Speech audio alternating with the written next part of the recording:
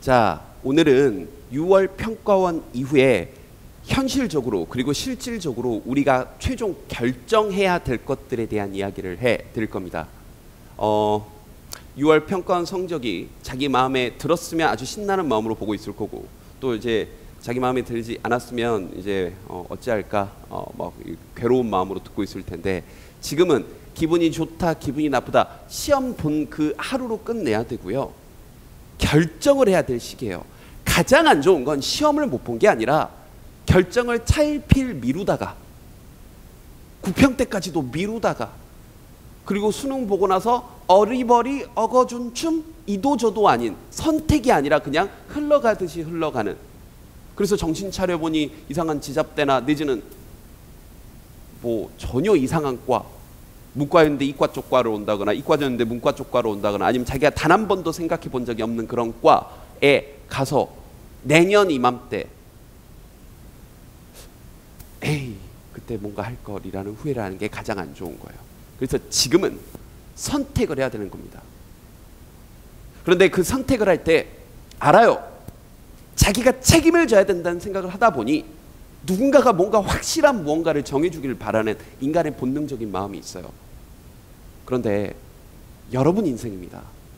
제가 지금부터 하나 둘 셋 넷 하고 말을 해줄 텐데, 결정해야 될 사항들을 여러분이 결정을 해야 돼요. 100% 확실한 건 세상에 없어요. 어떤 선택이건 장단이 있습니다. 거기에 대해서 자기가 그 장점을 보고 그런 리스크, 단점, 위험을 안고 가야 되는 거예요. 알겠지? 그러니까 어떤 게 싫어서 뭐가 걱정돼서 다른 걸 선택하지 말고, 제가 지금부터 보여드리는 것들을 하나하나 보고 그 중에서 난 이러한 선택을 했을 때 이 점이 가장 메리트가 있고 나의 가슴을 뛰게 만드니까 오케이, 이런 리스크를 내가 끌어안고 이 선택을 할 거야, 이렇게 결정을 하기 바랍니다. 알겠지? 첫 번째, 우리가 지금 첫 번째 판단해야 되는 건 수시냐 정시냐가 아니라, 오케이, 수시 모집 가운데서 자, 종합 전형에 대한 이야기부터 먼저 판단을 해야 됩니다. 종합 전형으로서 자기가 지금 대학을 갈 만한 상황인지 아닌지요. 즉, 이걸 뭐하고 비교를 해봐야 되냐면, 6월 평가원 성적을 바탕으로 갈 수 있는, 6월 평가원 성적이 수능 성적이다라고 생각을 하고, 이 지금 자기가 종합 성적으로 갈 수 있는, 자, 종합 전형으로 갈 수 있는 대학은 여러분 내신 성적으로 판단을 하면 안 돼요. 종합 전형으로 갈 수 있는 대학은 여러분 모교, 지금 다니고 있는 학교에서 선배들이, 여러분 성적대의 선배들이 이 정도 스펙을 가지고 어느 대학을 갔는지를 보세요. 건국대는 3점대도 붙었대, 이거 말고요, 여러분이 지금 다니고 있는 일반고건, 자사고건, 어떤 대학, 어떤 고등학교건, 혹은 여러분이 지금 가지고 있는 비슷한 스펙을 가지고 여러분 학교의 선배가 어떤 입시 결과를 가졌는지와 함께 이번 6월 평가원 성적을 비교를 해서 이게 정시다, 물론 그런 생각을 하긴 싫겠지만 이게 정시다라고 생각을 해보고 대학 판단을 한번 해보세요. 그래서 종합 전형으로 해서 갈 수 있는 대학이 좀 더 높거나 내지는 비스무리해, 그러면 종합 전형으로 좀 더 무게중심을 둬야 합니다. 그런데 그게 아니라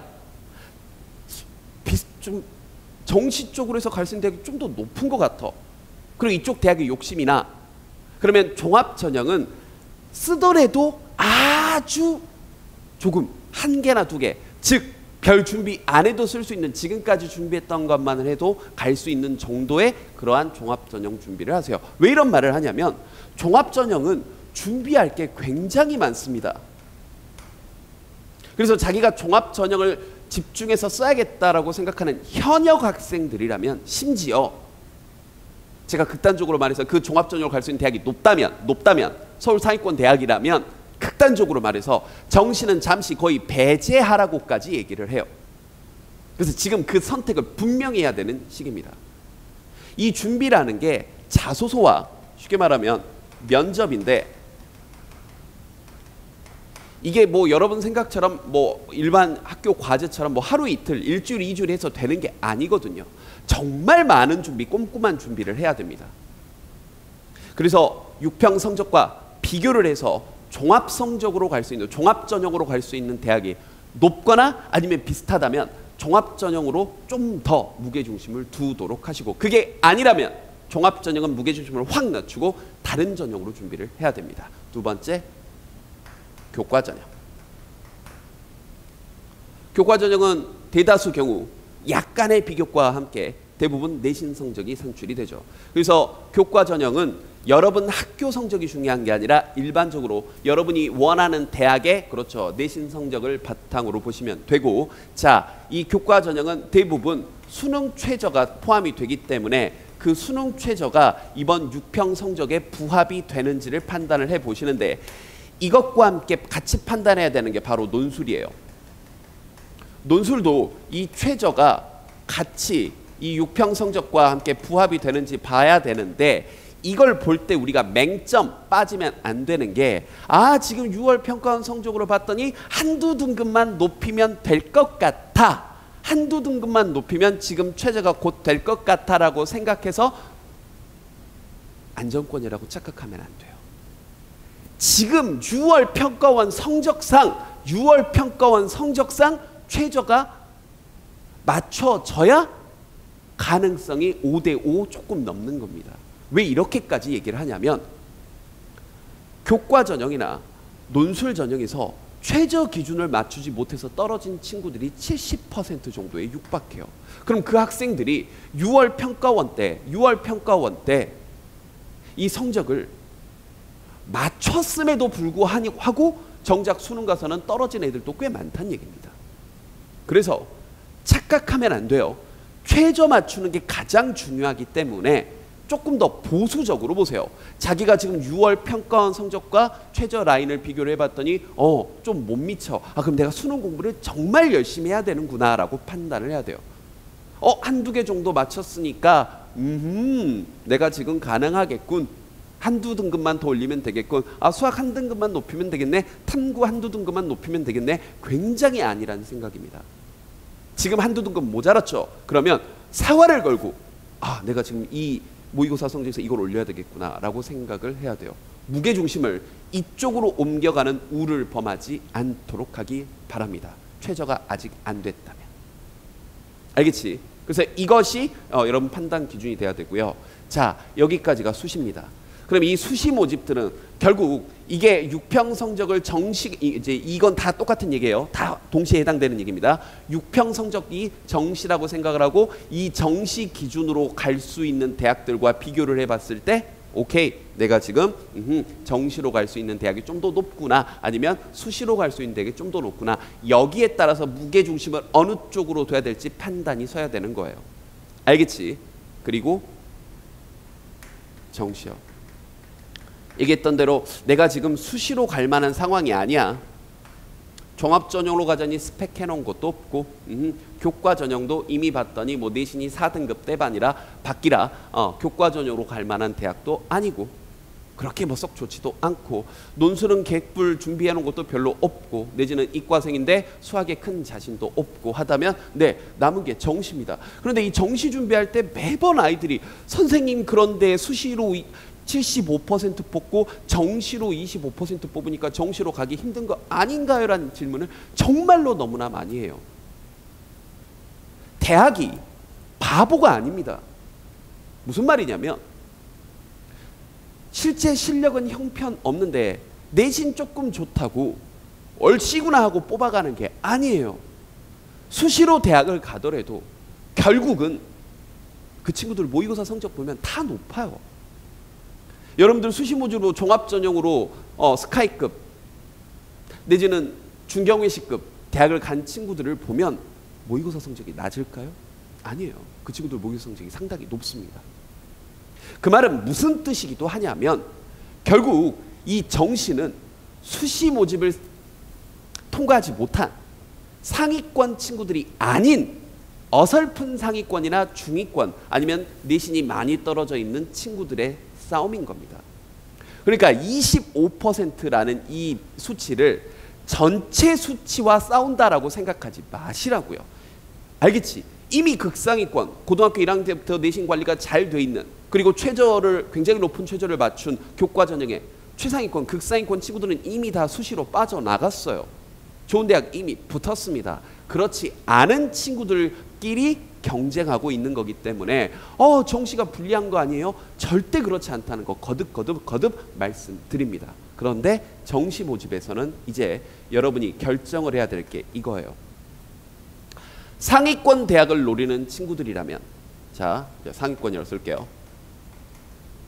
상위권 대학을 목표로 하는 친구들이라면 다 열심히 해야 되는 거 당연히 맞죠. 다 열심히 해야 되는 게 맞는데 당연히 각 영역별 반영 비율을 생각을 하세요. 자기가 지금 올해 목표하는 대학이 연대야. 내가 지금 올해 목표하는 대학이 경희대야. 가나다군의 어떤 대학을 일단 목표로 하고 있어. 이러한 판단 기준들을 먼저 잡으시고 영역별 반영 비율을 똑바로 확인하세요. 그런 다음 과목별 이제 밸런스를 잘 맞추셔야 합니다. 끝. 상위권은 별로 할 얘기가 없어요. 이래서. 그런데 문제는 애매한 중하위권 이권 친구들입니다. 이 친구들은 목표를 분명히 하세요. 자기가 그래도 좋은 대학을 가고 싶어. 즉 재수를 감수하고서라도 좋은 대학을 가고 싶다라면 똑같이 상위권 친구들이 하고 있는 공부 방향을 똑같이 따르시면 됩니다. 영역별 반영 비율을 잘 살펴보시고요. 그들보다 더 열심히 해야 돼요. 그런데 올해 곧 죽어도 재수는 안 돼. 우리 집안 형평상 재수는 안 될 것 같아요. 그러면 목표를 분명히 해서 일부 과목만 공부해도 혹은 일부 과목을 반영을 해주는 그런 대학들로 목표를 정확하게 세우셔야 합니다. 즉 국영수 중에 2과목 그리고 탐구 중에 1과목을 먼저 선별해서 3과목 정도를 명확하게 집중해서 잘하는 3과목을 선택을 하세요. 집중해야 될 3과목을. 근데 이게 아니라 이도 저도 없이 전체적으로 그냥 별 생각 없이 공부하다가 4545가 최악의 입시 결과입니다. 아무 생각이 없었던 거예요. 넌 나름 뭔가 한다고 했겠지. 근데 너무 안타까워서 그래요. 사실은 아무 생각이 없었던 거예요. 454545 전과목 454545는 공부를 한 것도 아니고 안 한 것도 아니에요. 그래서 지금은 목표를 분명히 해야 되는 시기입니다. 내가 진짜 내 꿈을, 내 바람을, 나의 모든 이런 욕망을 다 불태우기 위해서 선생님 저는 무조건 상위권 대학입니다. 그럼 다 하세요. 이것저것 묻지 말고 따지지 마세요. 하루에 10시간 가까이 끊임없이 공부하세요. 과목별 밸런스 정도만 맞추시고. 근데 그게 아니라 올해 재수 없이 대학을 일단 가는 게 목표고 집안 형평상 그런 것이라면, 그리고 자기가 인서울만 해도 아니면 경기권의 어느 대학만 가도 행복한 거라면 각 대학마다 요구하는 3과목 정도를 명확하게 결정을 하세요. 그걸 바탕으로 입시 결과를 얻어가시면 됩니다. 그런 방향성을 지금은 결정을 해야 돼요. 아까 처음 얘기했었죠? 이도 저도 아닌 상태는 없습니다. 어설프게 굴지 마시고요. 물론 각 선택에 따른 리스크가 분명히 있다고 얘기했습니다. 선생님, 종합전형 올인했다가 종합전형 다 떨어지면 어떡하나요? 네, 그럴 가능성 있어요. 에이, 그러면 어떡해요? 네, 그럴 수도 있습니다. 그러니까 종합전형 최선을 다해야죠. 정말이요. 근데 그러한 각오 없이 종합전형으로 좋은 대학을 갈 수 있다고 생각하나요? 현역 학생이? 쉽지 않습니다. 정말 쉽지 않아요. 그러한 각오 없이 좋은 대학을 갈 수 있다고 생각하나요? 그렇지 않습니다. 그래서 여러분들한테 지금 드리고 싶은 얘기는 자기가 원하는 바에 대해서 명확하게 생각을 하시고 거기에 따른 결정을 자기가 내리라는 얘기예요. 제일 안 좋은 건 아까 처음 얘기했습니다. 이도 저도 아닌 상태에서 그냥 흐지부지 끌고 가는 거. 그게 최악의 선택입니다. 지금은 선택을 하고 거기에 따른 책임을 자기가 지면 되고 그 선택을 통해서 얻을 수 있는 이점에 집중을 하길 바래요. 모쪼록 현명한 선택을 내리고 6평 이후에 대한 학습 방향을 잡길 바랍니다.